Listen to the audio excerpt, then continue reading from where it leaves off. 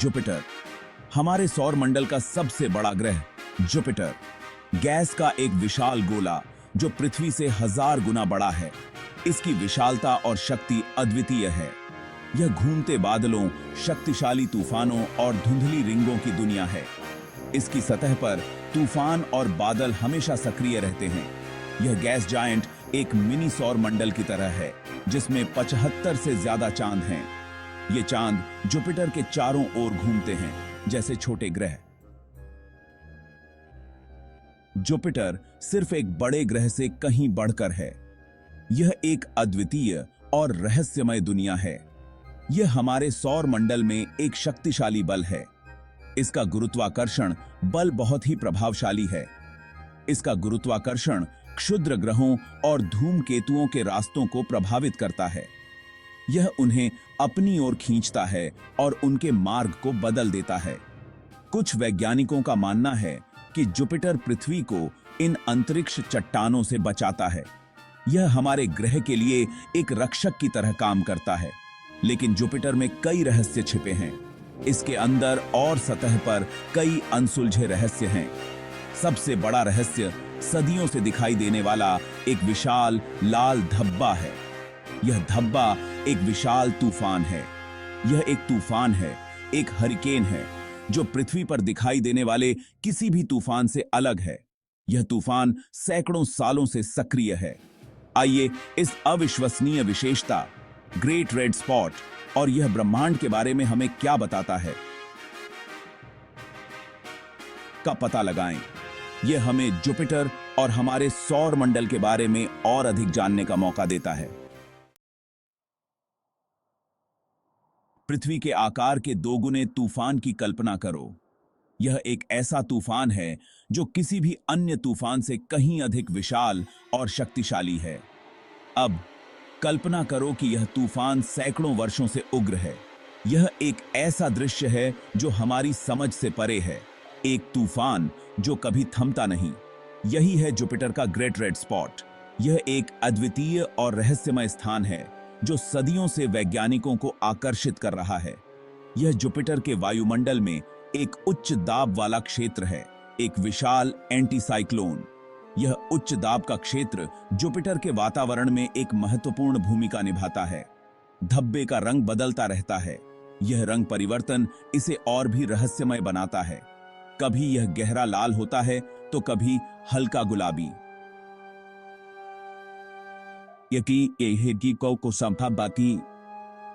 यह रंग परिवर्तन समय के साथ होता है और इसके पीछे के कारण अभी भी अज्ञात हैं। वैज्ञानिकों को यकीन नहीं है कि लाल रंग का क्या कारण है। यह एक ऐसा रहस्य है जिसे सुलझाने के लिए वे लगातार प्रयास कर रहे हैं। कुछ सिद्धांतों का सुझाव है कि यह फास्फोरस या सल्फर जैसे रसायनों के कारण है। ये रसायन जुपिटर के वातावरण में पाए जाते हैं और संभवतः धब्बे के रंग के लिए जिम्मेदार हो सकते हैं। ग्रेट रेड स्पॉट एक गतिशील विशेषता है। यह लगातार बदलता रहता है जिससे यह और भी दिलचस्प हो जाता है। यह समय के साथ आकार और आकार में बदलता रहता है। यह परिवर्तन इसे और भी अद्वितीय बनाता है। लेकिन यह एक निरंतर उपस्थिति बनी हुई है जो जुपिटर के अशांत वातावरण का प्रतीक है। यह एक ऐसा स्थान है जो हमेशा के लिए हमारे सौर मंडल के रहस्यों में से एक रहेगा। हम सदियों से ग्रेट रेड स्पॉट के बारे में जानते हैं। पहली बार इसका अवलोकन 17वीं शताब्दी में दर्ज किया गया था। इतालवी खगोल शास्त्री जियोवानी कैसिनी को अक्सर इसकी खोज का श्रेय दिया जाता है। तब से टेलीस्कोप अधिक शक्तिशाली हो गए हैं। हमने जुपिटर पर अंतरिक्ष यान भेजे हैं। हर अवलोकन इस विशाल तूफान के बारे में और खुलासा करता है। 1970 के दशक में वायेजर मिशन ने हमें आश्चर्यजनक क्लोजअप चित्र दिए। हमने घूमते बादलों, धब्बे की जटिल संरचना को देखा। ग्रेट रेड स्पॉट अविश्वसनीय रूप से लगातार बना हुआ है। यह कम से कम 300 वर्षों से उग्र है, शायद उससे भी ज्यादा समय से। यह इतने लंबे समय तक क्यों रहता है? पृथ्वी पर आने वाले तूफानों के विपरीत जो जमीन पर ऊर्जा खो देते हैं, ग्रेट रेड स्पॉट जुपिटर की आंतरिक गर्मी से फ्यूल्ड है। यह जेट स्ट्रीम से भी घिरा हुआ है जो इसे डिसिपेटिंग होने से रोकता है। ग्रेट रेड स्पॉट का अध्ययन करने से हमें वायुमंडलीय गतिकी को समझने में मदद मिलती है। यह तूफानों और मौसम के पैटर्न का अध्ययन करने के लिए एक प्राकृतिक प्रयोगशाला है। भाग 5, लाल रहस्य का खुलासा।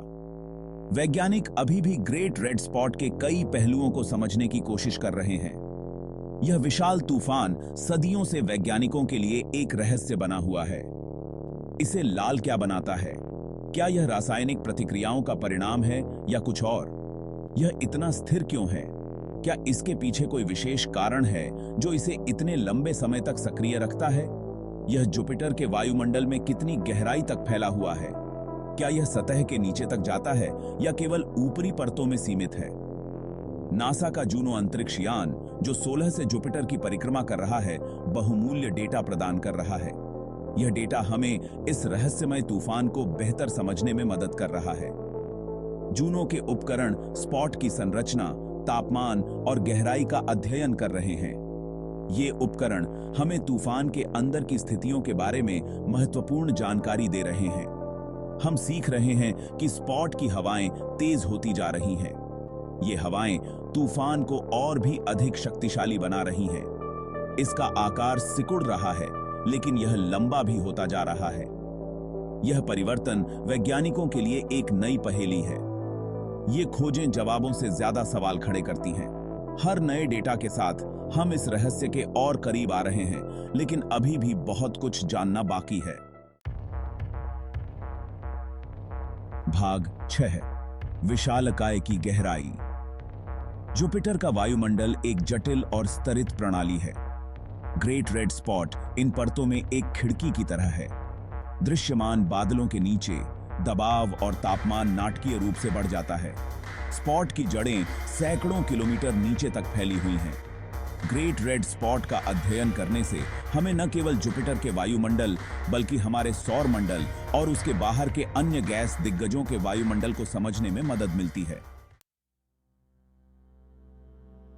भाग 7, एक घूमता हुआ बहुरूप दर्शक।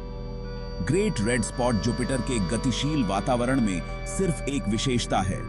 ग्रह बादलों के बैंड से ढा हुआ है, प्रत्येक अलग अलग गति से घूम रहा है। ये बैंड उच्च और निम्न दबाव के क्षेत्र बनाते हैं जहां ग्रेट रेड स्पॉट जैसे तूफान आ सकते हैं। इन बैंडों और तूफानों के बीच परस्पर क्रिया जुपिटर पर दिखाई देने वाले सुंदर घूमते हुए पैटर्न बनाती है।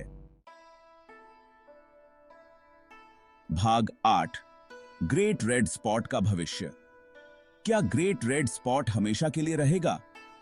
शायद नहीं। अवलोकनों से पता चलता है कि यह सिकुड़ रहा है। कुछ वैज्ञानिकों का अनुमान है कि यह कुछ दशकों में गायब हो सकता है। लेकिन अगर ग्रेट रेड स्पॉट गायब भी हो जाता है तो जुपिटर का अशांत वातावरण नए तूफान और अजूबों का निर्माण करता रहेगा। भाग 9, एक कदम आगे। जुपिटर अपने आप में एक आकर्षक ग्रह है, लेकिन इसका अध्ययन करने से हमें अपने सौर मंडल और उसके बाहर के ब्रह्मांड को समझने में भी मदद मिलती है। माना जाता है कि यूरोपा जैसे जुपिटर के चंद्रमाओं की बर्फीली सतहों के नीचे तरल पानी के महासागर हैं। इन महासागरों में संभावित रूप से जीवन हो सकता है। इन चंद्रमाओं के भविष्य के मिशनों की योजना बनाने के लिए जुपिटर के वायुमंडल और चुंबकीय क्षेत्र को समझना महत्वपूर्ण है। भाग 10, अजूबों का ब्रह्मांड। जुपिटर का ग्रेट रेड स्पॉट ब्रह्मांड की विशालता और आश्चर्य की याद दिलाता है। यह प्रकृति की शक्ति और हमारे अपने ग्रह से परे मौजूद अनंत संभावनाओं का प्रमाण है। जैसे जैसे हम अंतरिक्ष का पता लगाना जारी रखते हैं, हमें और भी आश्चर्यजनक घटनाओं की खोज करने, हमारी जिज्ञासा को जगाने और ब्रह्मांड की हमारी समझ को चुनौती देने के लिए निश्चित है।